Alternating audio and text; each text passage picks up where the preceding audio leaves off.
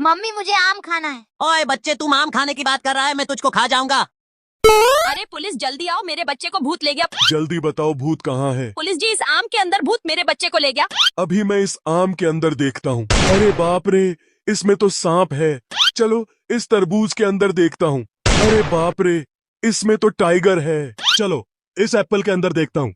इसे देखने से पहले आप भी अपने मम्मी से सच्चा प्यार करते हैं तो वीडियो को लाइक और चैनल को सब्सक्राइब कर देना। चलो एप्पल के अंदर देखता हूँ। पुलिस मुझे छोड़ दो, अब से बच्चा